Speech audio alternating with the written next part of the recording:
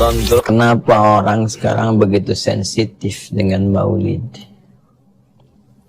Dulu, waktu masa-masa kemunduran, suasana berbangsa itu sedang lemah, sedang kurang baik.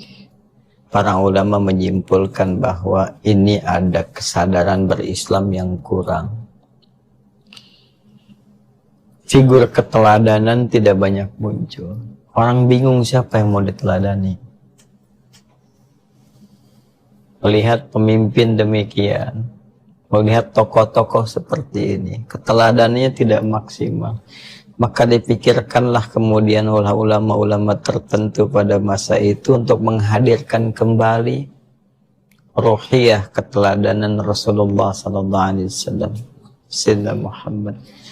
Maka dihidupkan itu karena tidak ada satupun orang Islam yang akan menyoal Nabi. Gak ada orang Islam yang tidak gembira dengan kelahiran Nabi. Maka dihimpunlah menjadi satu algoritma, yang dengan algoritma itu diharapkan menghidupkan lagi kesadaran dengan mencintai Nabi, menumbuhkan kemudian semangat berislam dengan baik. Maka dikumpulkan di majlis-majlis, diawali dengan pengenalan Nabi, dikisahkan sejarah tentang Nabi, ajaran-ajaran Nabi. Di situ kemudian mau mendengar lagi. Jadi ternyata menghidupkan jiwa itu yang paling sulit. Ketika jiwanya sudah hidup, diajak sholat lebih mudah, baca Quran lebih mudah, diajak jihad itu nggak dipanggil pun sudah bertanya kapan bisa berjihad. Allah. Itulah yang mengantarkan pada pembukaan Palestina di masa itu. Nah, saya mengamati boleh jadi ada pemikir-pemikir di orientalis di masa-masa terdahulu yang menganalisis ini, yang menyimpulkan bahwa maulid ini satu perangkat yang dimungkinkan bisa mengaktifkan kembali spiritual orang Islam secara kolektif, sehingga berpotensi mendapatkan kejayaannya.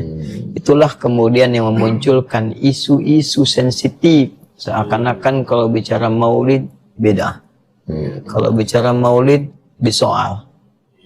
Sahabat pun tidak merayakannya. Mereka lupa ini tradisi, bukan ibadah mahdah. Tradisi. Tradisi itu orang, semua ulama sepakat semuanya, sepanjang tidak bertentangan dengan syariat, maka dia diterima. Bahkan dalam satu tempat bisa menjadi hukum ala adatul muhakkamah. Ya. Jadi saya kira tradisi yang baik ini ekspresinya bisa berbeda-beda. Di daerah kami, di sekitaran Mira, bagaimana masyarakat itu bisa menabung, dan tabungan itu dibongkar saat 12 Rabiul Awal.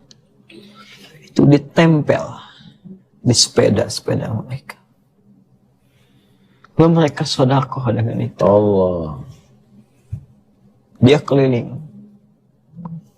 kampung hanya untuk menunjukkan cintanya kepada Rasulullah. Di Jawa itu ada tukang pentol, dia nabung sampai jutaan dikumpulkan.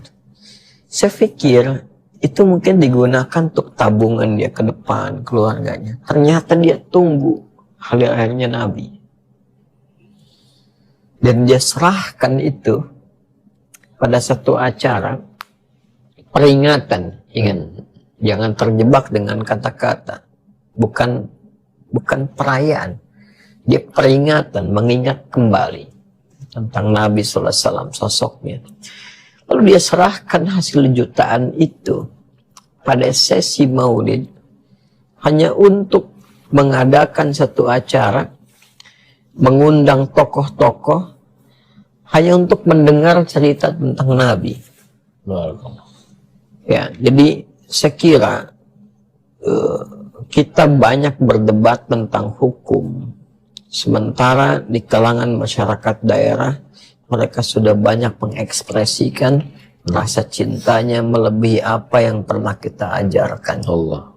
Saya naik ke satu bukit hanya untuk melihat kambing. Karena anak kami yang pertama dulu waktu usia 4 tahun menginginkan merawat kambing. Saya di rumah itu suka tebarkan buku-buku dengan istri. Sebelum tidur, sebelum mereka bisa baca, kami yang bacakan. Mereka minta baca. Setelah bisa baca, mereka baca sendiri. Tahu Nabi mengembala kambing, mereka pingin mengembala kambing. Kami naik sampai ke satu bukit di Jawa. Diinformasikan ada sosok yang saleh merawat kambing. Saya datang ke tempat itu dan disambut, Masya Allah. Penghasilannya disebutkan konon hanya 100.000 per bulan. 100.000 rupiah, bukan dolar. Karena di puncak gunung tidak ada dolar. Tapi semua yang ada dia ada-adakan. Ikan, mangga, semua dihadirkan. Gus, makan dulu. Kami makan. Saya tanya, mana kambingnya? Diajaklah saya ke satu tempat. Ditunjukkan betapa bersih, putih, bagus kambingnya. Cuma mulutnya, mulut kambing ditutup sama potongan botol minuman itu. Ya, saya tidak sebut merek supaya tidak endorse di kita ini. Jadi saat ditutup itu saya tanya refleks, kenapa mulut kambing ini ditutup? Apakah sakit? Jawabannya membuat saya terdiam. Lalu saya menitikkan air mata. Bukan sakit, Gus. Ini mulut kambing saya tutup karena baru saya bawa dari tempat jual itu. Saya tutup mulutnya menggunakan potongan botol minuman ini supaya sepanjang jalan dia tidak memakan yang bukan haknya. Allah. Saya diam, saya katakan, ya Allah, ya, kita mengajarkan pada banyak orang tentang pentingnya berbicara yang baik untuk menutup mulut manusia. Dan hambamu ini, jangankan lisannya, mulut kambing pun dia tutup untuk tidak memakan yang bukan haknya. Lalu saya kembali. Dan di tempat itulah kemudian saya datang sebelum fajar. Lalu saya temukan di musala kecil itu orang-orang yang sudah senior, dia menangis. Mengatakan dengan mikrofon dia pegang, ya Allah, sampai hari ini memang aku belum layak dengan amalku masuk ke dalam surgamu. Tapi aku pun tidak tahan kalau harus mendapatkan ketetapan masuk ke dalam nerakamu.